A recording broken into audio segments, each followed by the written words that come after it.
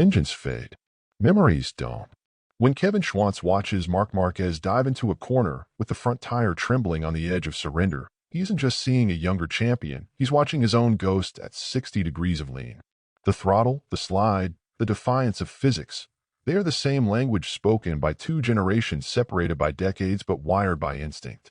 Racing has been everything to me, Schwantz once said, and every scar on his wrist still echoes that truth. He knows what it means when a rider breaks so late the world narrows to a heartbeat, when telemetry turns into poetry written in lean angles and tire temperature. Marquez rides a Ducati armed with wings and sensors. Schwantz once wrestled a 500 cubic centimeters beast that answered only to courage. Yet in that blur of speed, both men meet on sacred ground, the place where control flirts with chaos and genius becomes survival. What binds them isn't victory, but the hunger that refuses extinction. Behind Marquez's visor lives the same wildfire that once burned beneath Kevin's. One learned to tame the untamable with data, the other did it with faith and throttle. Between them stretches the story of MotoGP itself, from raw metal to digital nerve, from instinct to algorithm, yet always pulsing with the same reckless heartbeat. To understand Schwantz's confession is to enter that heartbeat, to feel the shiver of the past in every modern lap, because sometimes the future rides wearing the face of your own reflection. Kevin Schwantz never treated Suzuki as a brand. He treated it as blood in his veins. The first time he leaned into a corner with the RGV 500, the throttle felt like a confession whispered in aluminum and fuel. He knew that other factories shimmered on the horizon. Yamaha with its silky promise, Honda with its empire of engineers. But something in the blue metal spoke his name. Suzuki was my family, he would say. And the words carried the scent of oil and burned rubber, not nostalgia. The bike vibrated differently when he touched the clutch, like it recognized its rider. Inside his helmet, he sometimes murmured, "Don't let me down, girl. We've come too far to quit each other now." That was not superstition, but communion.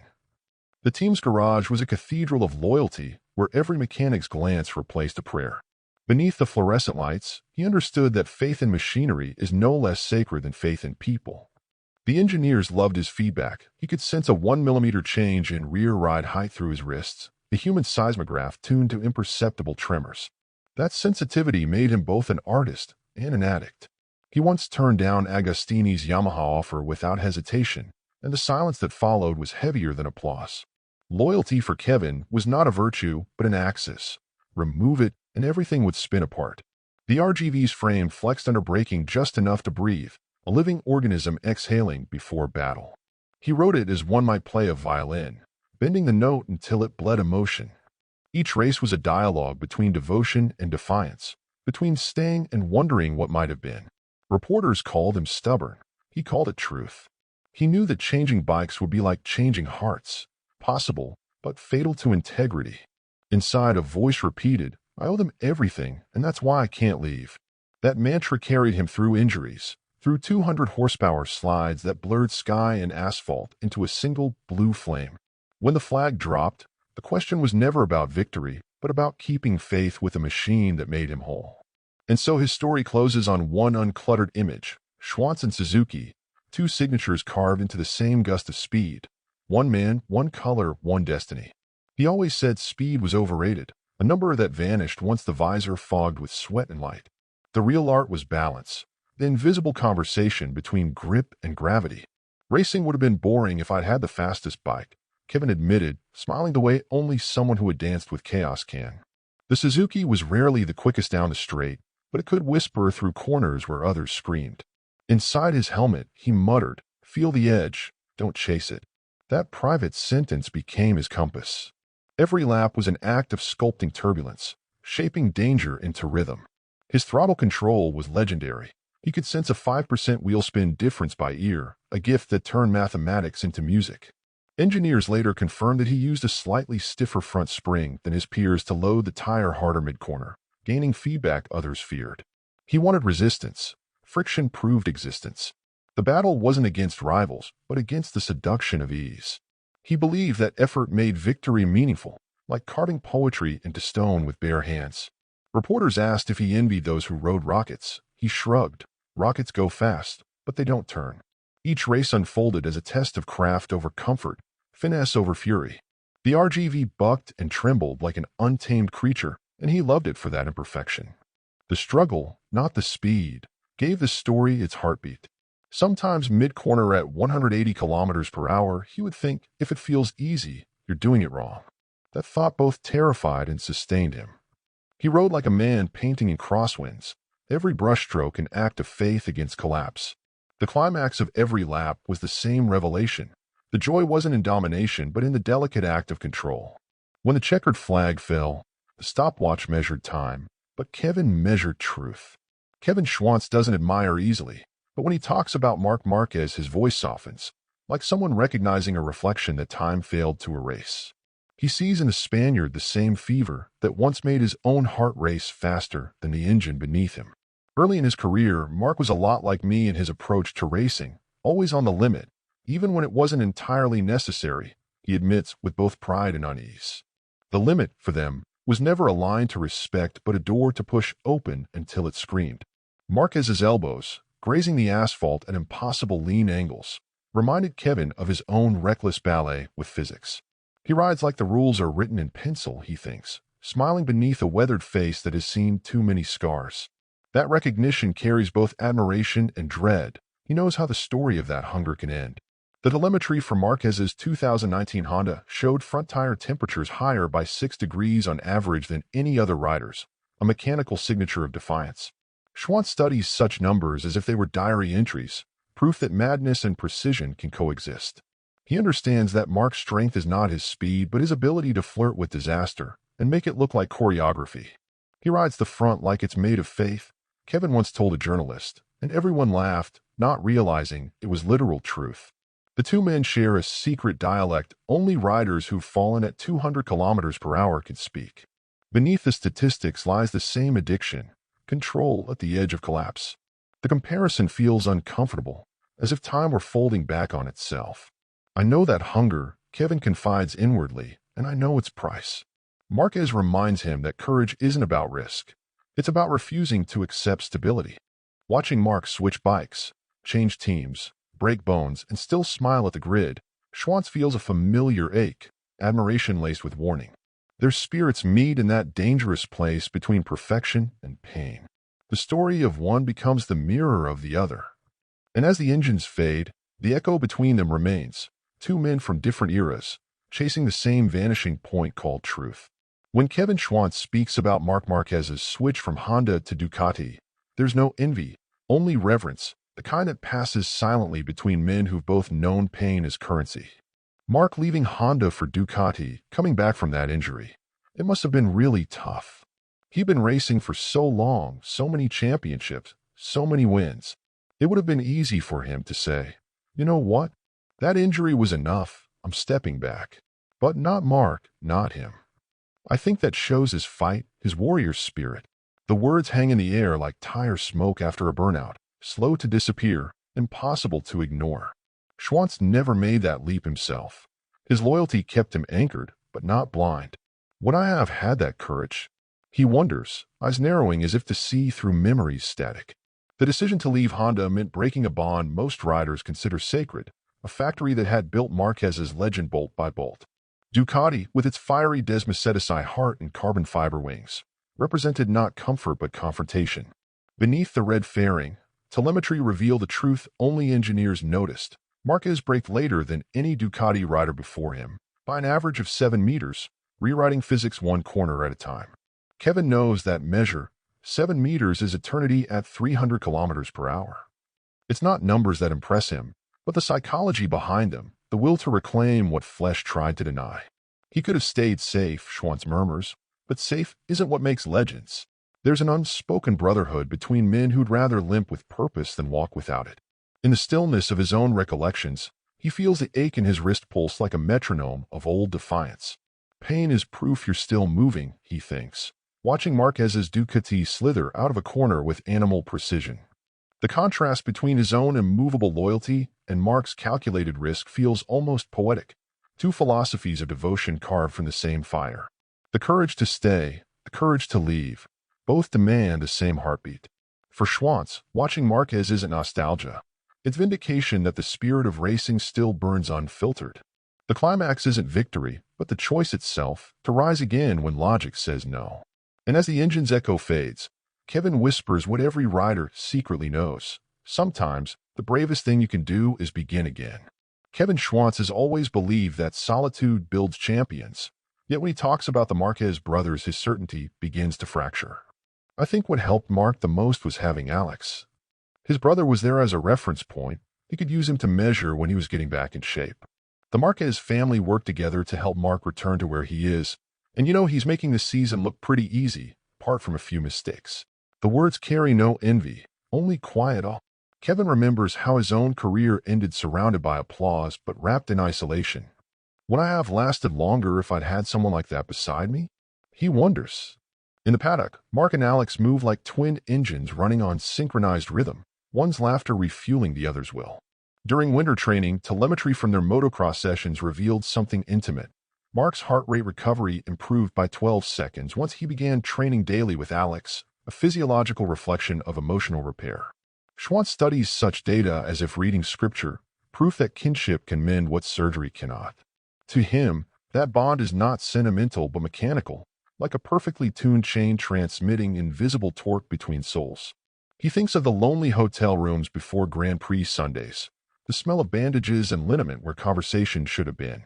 Alex, meanwhile, offers Marc something rarer than advice, context.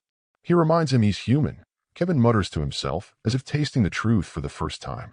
The older rider knows that ego without anchor becomes drift. Watching the brothers side by side in the garage, he recognizes the same intimacy that once existed between him and his mechanics, except blood runs deeper than bolts. They share oxygen, he reflects, and maybe that's why he breathes freer now. The sight stirs something half buried in him, the longing for connection untainted by competition. The emotional and technical threads intertwine like fibers in a carbon chassis, flexible yet unbreakable. For Schwantz, brotherhood is the ultimate performance enhancer, invisible, immeasurable, indispensable. And as the Ducati roars out of the pit with both brothers exchanging a nod, Kevin feels the paradox hit him like cold air. Sometimes, strength isn't forged alone, it's borrowed from the heartbeat beside you. For Kevin Schwantz, the limit was never a destination, it was home. He lived there, where grip dissolved and instinct replaced calculation, and in Marc Marquez he sees that same dangerous serenity. And once Marc left, everyone realized how far off the Marc Honda really was, and how much Marc had done with pure talent. It's both admiration and revelation, a confession from one artist of chaos to another. He's the only one who still rides like the edge loves him back, Kevin thinks, half smiling, half aching. Watching Marquez brake at impossible angles, he recognizes the same defiance that made his own RGV 500 twitch like a live wire under his hands. The data from Marquez's 2020 bike showed a front-end load exceeding 1.7 G in corner entry, a number no one else dared to sustain. Schwantz knows what that means. The tires screaming for mercy, the fork bending like a question mark, the body trusting both. The limit to them isn't a red line. It's a dialogue, an act of faith between man and mechanism. Kevin compares it to walking a tightrope made of light, beautiful, invisible, fatal. He remembers the old circuits, the unpainted curbs, the smell of hot clutch plates blending with fear.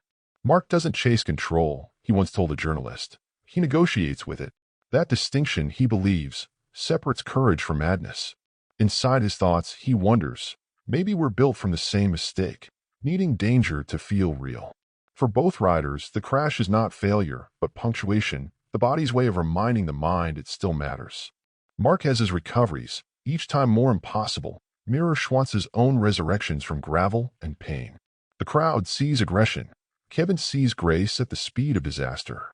He feels the heartbeat of that philosophy, to master the unmasterable, to hold beauty by the throat just long enough to call it yours. Their machines, Suzuki and Honda, were imperfect mirrors reflecting the same defiant human symmetry.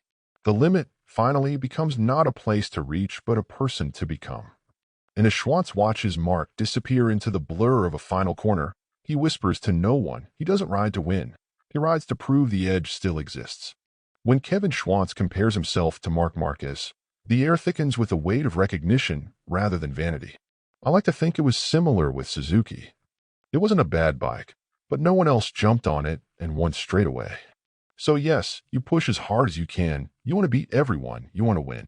The line carries the rhythm of confession, not pride. Both riders belong to that microscopic breed who turn mechanical limitation into artistic rebellion. He rides the way I used to breathe, Kevin thinks, hearing the familiar roar of risk through Marc's throttle. The connection is technical before it is emotional. Marquez, like Schwantz, builds speed through instability, his corner entries defined by slides so controlled they defy data. Engineers once noted that Marc preferred a slightly asymmetric setup, with a 1 mm higher rear ride height on the right to force sharper turn-in at anti-clockwise tracks, a choice eerily similar to Kevin's 1993 settings at Eastern Creek. That shared instinct unites them across decades. Both treat motorcycles not as tools but as extensions of temperament. They understand that performance isn't perfection but persuasion, convincing chaos to behave for one more corner. Schwantz sees in Marquez a modern reflection polished by electronics, but fueled by the same human recklessness. He bends the laws, Kevin once muttered, and then rewrites them mid-corner. There's admiration in that sentence, but also warning. Talent is a mirror, he tells himself, and sometimes it shows you more than you want to see. The deeper he studies Marquez, the clearer his own past becomes. Every crash, every comeback, every heartbeat synced with machinery slightly beyond control.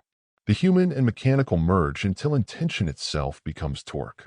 Both men are proof that the boundary between genius and destruction is only as wide as a tire's contact patch. Watching Marc wrestle a Ducati into grace reminds Kevin that mastery is not absence of fear but fluency in it. Their stories are two blueprints drawn on the same trembling paper. And as he watches the younger rider disappear down the straight, Schwantz finally smiles, realizing that evolution in racing doesn't erase legacy, it simply accelerates it. Time has softened Kevin Schwantz's hair, but not his hunger. Even now, when he grips a handlebar, the past hums through his wrists like static on an old radio. He laughs about the pain, the way men do when nostalgia disguises longing. The throttle turns both ways now. But I can still give it more, he says, and the sentence lands between irony and truth. Those wrists once read vibration like Braille, decoding grip and betrayal in microseconds. You'll never really quit, will you? He asks himself quietly, knowing the answer is already burning inside. The need for speed is not a choice. It's a heartbeat that refuses new rhythms. At Misano, he still tests Suzuki's road bikes, easing them into corners at 230 kilometers per hour, not chasing glory but confirmation that instinct still works. Engineers note his uncanny precision. His roll-off percentage before apex remains within 2% of his 1993 telemetry. The body ages, the code endures. He watches Marquez attack corners with that same desperate joy and feels an echo travel through time like current through copper. They're bound by an addiction that science calls adrenaline, but Kevin knows is closer to religion. Marc rides for the same reason I did, because stopping feels like dying a little, he tells a reporter who can't quite grasp the weight of that line. The circuit, for both, is the last honest place left. No politics, no filters, just physics and will. Maybe we're all chasing the same silence at the end of the straight, he muses, hearing the faint tremor of old applause in his ears. His fingers still twitch when engines start, as if memory itself had throttle response. The world outside the track feels too slow, too padded, too polite. Speed remains his only fluent language. Watching Marquez lean into another impossible arc, Kevin senses not envy but kinship, two flames feeding the same endless storm. The old champion knows that the road ahead narrows for everyone, yet he keeps leaning into life's corner, eyes fixed on the exit that never comes. Because for men like Schwantz and Marquez, stillness is the only crash they fear.